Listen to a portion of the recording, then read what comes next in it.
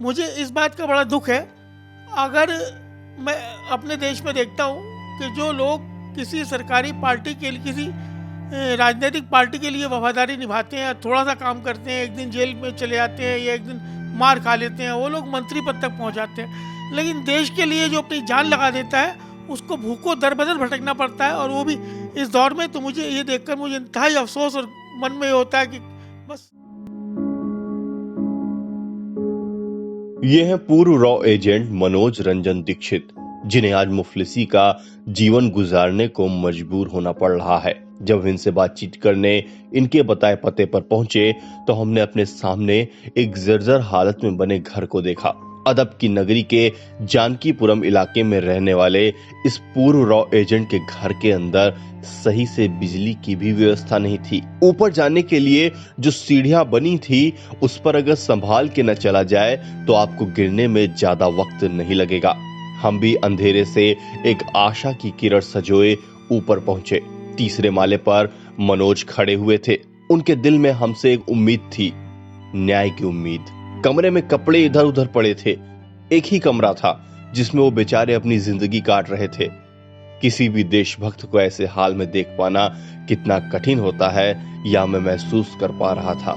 बातचीत के दौरान मनोज से पता चला कि वह पाकिस्तान की जेल में करीब 14 वर्ष तक बंद रहे। हमें उनकी बात पर यकीन भी था, लेकिन दुनिया सबूतों और कागजों को मानती है। लिहाजा हमने भी उनसे कागजों की दरख्वास्त की और उन्होंने हमारे सामने उसे पेश किया। मनोज से हमने यह भी जानने की कोशिश की कि कैसे किसी शख्स को रॉ में शामिल किया जाता है। इस पर उन्होंने जवाब दिया। आपसे क्वेश्चन था कि आपकी ज्वाइनिंग कैसे हुई थी रॉ में, क्योंकि बहुत सारे युवा होते हैं, सोचते हैं कि मैं देश के लिए कुछ करना चाहता हूँ, मैं भी देश के लिए बॉर्डर पार जाकर वहाँ पे जासूसी का काम करना चाहता हूँ। कितनी मुश्किलात आती है इसमें, कैसे आपकी ज्वाइनिंग हुई थी, कैसे उन लोगों ने आपको चुना, इसके बारे में भी मेरे ख्याल से बताना बहुत ज़रूरी है। देखिए, एजेंसी, दुनिया की जितनी भी एजेंसीज हैं उसमें कोई भी अपनी मर्जी से नहीं जा सकता। वो जनता में से इसको भी सिलेक्ट करें, चूज़ करें, फिर उसको टेस्ट लें, उसके अगर वो पास कर ले, पहली तो बात ये चुन लें वो कौन है उनको पता ही नहीं चलता। पहली तो बात ये उनको पता ही नहीं चलता, फिर वो चुन लें, फिर उसके बाद वो टेस्ट पास कर ले, उसके बाद जाके कहीं एजेंसी में दाखिल होने का नंबर शुरू होता है। इसमें दुनिया की कोई भी एजेंसी हो, चाहे ISI हो, चाहे CIA हो, चाहे KGB हो, चाहे अमेरिका की, चाहे कहीं की भी, किसी भी देश की, उसमें कोई भी अपनी मर्जी से नहीं जा सकता। चाहे डेपुटेशन पे जाने का मसला हो या डायरेक्ट एजेंट चूज करने का मसला हो, कोई भी अपनी मर्जी से नहीं कर सकता। मगर एक सच्चे देशभक्त को ऐसे हाल में देखना बेहद कष्टदायी है। कृपया आप सभी इस देशभक्त का सहयोग करें। हम इस वीडियो के डिस्क्रिप्शन में मनोज रंजन दीक्षित जी का बैंक अकाउंट और IFSC कोड लिख रहे हैं। आप लोगों से जो भी कुछ बन पड़ता है कृपया इन्हें भेजने का कष्ट करें। मौजूद हैं आज राजधानी लखनऊ के जानकीपुरम क्षेत्र में। यहाँ पर एक ऐसे शख्स से आज हम आपकी मुलाकात कराने जा रहे हैं, जिनकी कहानी सुनकर आप मन ही मन रोएंगे, आपकी आंखों से आंसू भी छलक जाएंगे।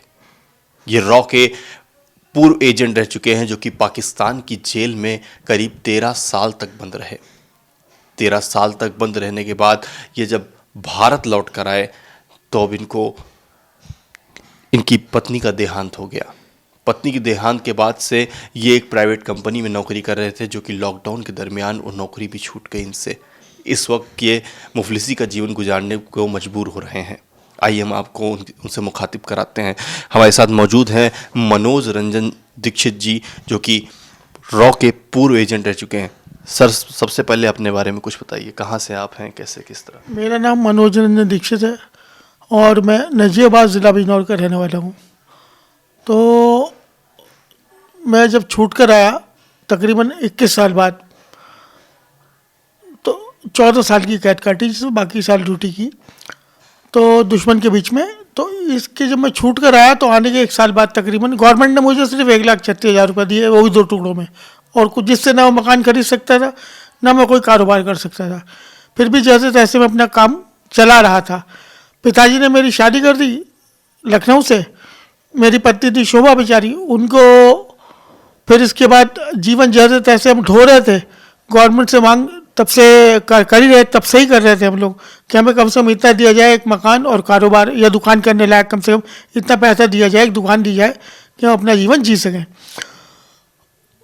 इसी उधेड़-बुन में मेरी मिसेस को कैंसर हो गया 2013 में।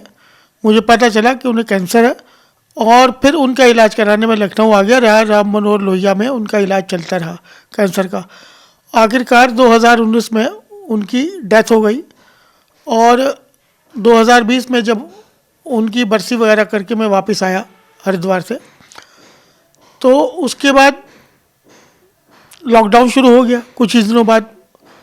और लॉकडाउन के बाद जैसे तैसे फिर नौकरी शुरू हुई। एक प्राइवेट कंपनी में काम करके जैसे तैसे गुजारा कर रहा था यहाँ पर। नौकरी शुरू हुई तो फिर कंपनी ने मुझे फाइनेंशियल क्राइसिस का हवाला देकर मुझे कहकर भाई अब हम आपको नहीं रख सकते, क्योंकि कंपनी का प्रोजेक्ट ही पूरा हो चुका था वो, तो अब उन्होंने हमें नौकरी से बाहर कर दिया। आपकी ज्वाइनिंग किस सन में हुई थी?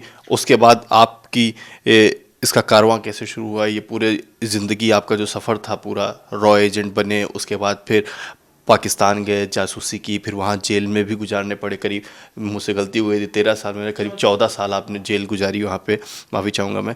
तो करीब 14 साल आपने जेल में गुजारा वहाँ पे। उसके बाद लौट कर आए, फिर यहाँ पे गवर्नमेंट भी आपको अपना नहीं मानती है ऐसे वक्त में, जब आप पाकिस्तान की जेल से छूट के आए हो, नहीं तो आपके लिए भी दिक्कत हो जाती है। तो फिर कैसे आप अपनी ज़िंदगी को मैनेज करते रहे? क्या मुश्किलात आई? वो सफ़र हम शुरू से जानना चाहते हैं, किस सन में आपने ज्वाइनिंग की, कैसे? सन 1985 में मैंने ज्वाइनिंग की और तकरीबन साल भर की ट्रेनिंग के बाद अक्सर के आखिर में मैं जनवरी में ज्वाइनिंग की और सितंबर अक्टूबर में मुझे लॉन्च में चला गया। अब वहाँ पर तो जो दिक्कतें आई उनके लिए तो मानसिक रूप से पहले ही तैयार थे। हमें पता था कि हम जिस काम के लिए हम जा रहे हैं हम जिंदा लौट के आएंगे नहीं ले आएंगे। हमने आपको मदद मार लिया था यहाँ से जाते ही। उन दिक्कतों का मुझे कोई दुख नहीं है। पकड़ा गया, उन्होंने टॉर्चर किया, बतेरा टॉर्चर किया।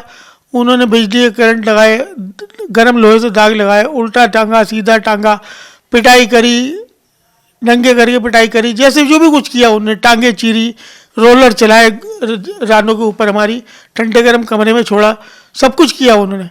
उनका मुझे कोई उन्होंने मुझे एक महीने तक दिन रात लगातार खड़ा रखा। मुझे उसका कोई दुख नहीं है, क्योंकि जो भी कुछ किया वो मैंने देश के लिए किया। लेकिन और इतने साल कैद भी रहा उनके। लेकिन जब मैं अपने देश वापस आ गया, उस समय सरकार ने नहीं माना, बहुत अच्छा किया। क्योंकि सरकार अगर जरा सी मानती या मेरे बारे में यहाँ का मीडिया जरा सी बात उछालता तो मैं शायद जिंदा लौटकर नहीं वापस आता। कोई अच्छी बात है। लेकिन जब मैं अपने देश में आ गया तो अब तो पाकिस्तानी अंतर्राष्ट्रीय समुदाय को कुछ नहीं कर सकता। अगर सरकार मुझे एक रहने के लिए मकान इतना और एक दुकान और उसमें माल डालने के लिए पैसा दे देती तो कौन सा फ़र्क पड़ता। मुझे इस बात का बड़ा दुख है। अगर मैं अपने देश में देखता हूँ कि जो लोग किसी सरकारी पार्टी के लिए, किसी राजनीतिक पार्टी के लिए वफादारी निभाते हैं, थोड़ा सा काम करते हैं, एक दिन जेल में चले जाते हैं या एक दिन मार खा लेते हैं, वो लोग मंत्री पद तक पहुंच जाते हैं। लेकिन देश के लिए जो अपनी जान लगा देता है उसको भूखों दर बदर भटकना पड़ता है, और वो भी इस दौर में। तो मुझे ये देखकर मुझे इंतहाई अफसोस और मन में होता है कि बस क्या मतलब गलती हुई मेरे से कि सरकार जो है अपने राजनीतिक बंदों की तो ज़रा सी तकलीफ पे उनको नवाज देती है धन दौलत से, और जो देश के लिए मरता है उसकी आज भी कोई वैल्यू नहीं। और मुझे लगता है, और हमारे देश की रीत है कि चंद्रशेखर आज़ाद को हमेशा गोली मारी जाती है, भगत सिंह को सदैव फांसी होती है। जब जितने क्रांतिकारी थे, जितने मारे गए, शहीद हुए, फांसी, उस समय भारत के लोगों ने उस समय उनका विरोध किया। लेकिन आज उनके मरने के बाद उनके नाम की मूर्ति भी लगाते हैं, उनके नाम पे संस्थाएं, उनके नाम पे चंदे इकट्ठे करते हैं, उनके नाम पे राजनीति करते हैं। तो हमारे देश का यही दुर्भाग्य है कि जब कोई देशभक्त और देश के लिए कुछ कर मर मिटने वाला जिंदा रहता है तब तक उसकी कोई इज्जत नहीं होती, और जब मर जाता है तो उसके नाम की पूजा अर्चना शुरू हो जाती है और उसके नाम पर राजनीति शुरू हो जाती है। तो मैं देश की जनता से यह भी कहना चाहता हूँ कि जो लोग शहीदों के, क्रांतिकारियों के नाम पर राजनीति करते हैं उनको देखें कि उन्होंने जो जिंदा देशभक्त थे उनके साथ क्या किया। और दूसरी बात यह है कि वो पार्टियां अपने जो लोग पार्टियों के लिए बंद रहे, जो लोग पार्टियों के लिए थोड़ी सी बलिदान दिया, उनको कितना नवाजा और देशभक्त को कितना नवाजा, यही से पता चल जाता है कि कितनी पार्टी देशभक्त है और कितनी देश विरोधी है। सरकार की तरफ से इनको कोई मदद नहीं मिल पा रही है कि रोजाना इनका रोजमर्रा का खर्चा चलाना भी दिक्कत की बात हो गई है। इनके पास पैसे नहीं है, नौकरी नहीं है, घर अपना नहीं है, और उसके बाद भी सरकार इनकी किसी तरीके से मदद नहीं कर रही है। एक देशभक्त के लिए ऐसा सरकार की तरफ से ऐसा सलूक कितना जायज़ है, इस बारे में हम आप सभी लोगों की राय चाहेंगे। कैमरामैन आशीष जायसवाल के साथ शाश्वत मिश्रा, न्यूज़ ट्रैक, लखनऊ।